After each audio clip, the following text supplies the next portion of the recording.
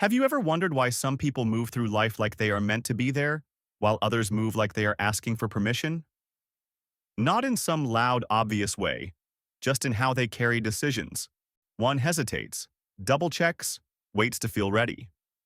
The other moves, even when things are unclear, even when it is uncomfortable, and it raises a quiet question. What do they believe about themselves that you do not? If you look at Alexander the Great, that question becomes hard to ignore.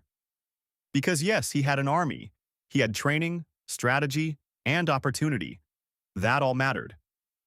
But there was something deeper underneath it. From a very young age, Alexander was not raised to think of himself as ordinary. His mother filled his world with stories of divine lineage. He was educated by Aristotle, one of the greatest minds in history. And he grew up surrounded by war, power, and the expectation of command. But more than any one advantage, he carried a very specific idea. I am meant for something greater. And that was not just ambition. It was identity. He modeled himself after Achilles. He visited the oracle at Siwa and accepted being called the son of Zeus Ammon. Now, whether that was literally true is not the point. Psychologically, what matters is this. He believed it. And when someone believes something that deeply about who they are, it changes how they move. Fear feels different. Risk feels different. Even pain starts to register differently. Because hesitation begins to feel out of character. That is the mechanism. People do not act based on logic or opportunity alone. They act in alignment with the identity they carry. If you see yourself as uncertain, you will hesitate, even when you should move. If you see yourself as someone meant to carry weight, you will step forward, even when you are not fully ready. So Alexander was not just confident. His sense of self was fused with destiny. And that does something powerful to the human mind. It removes a certain kind of internal negotiation. He was not constantly asking, "Should I do this?" The question had already been answered by who he believed he was. Now, this is where people can misunderstand the lesson. This is not about becoming delusional and declaring yourself chosen.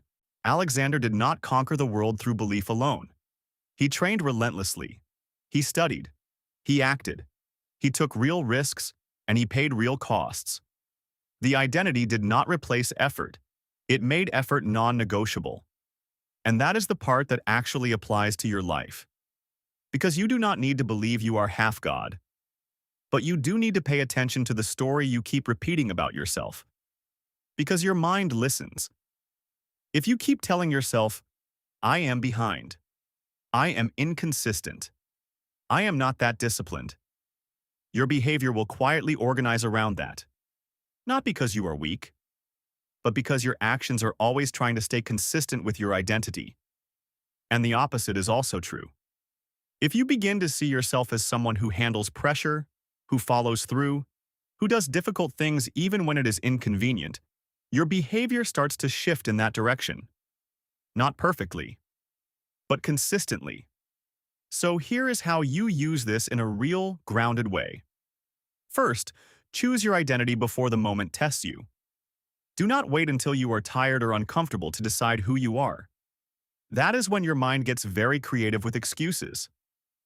Second, pay attention to the language you use about yourself, because your brain takes those statements seriously. It does not argue with them. It builds around them. Third, act slightly above your current identity, not in some extreme way, just enough that your behavior starts sending a different signal back to your mind. Because identity is not just something you think, it is something you reinforce. And over time, something begins to shift. You do not feel like you are forcing yourself as much. You feel like you are living in alignment, which is a much quieter kind of strength.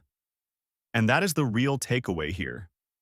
Alexander's power was not just in his army or his strategy.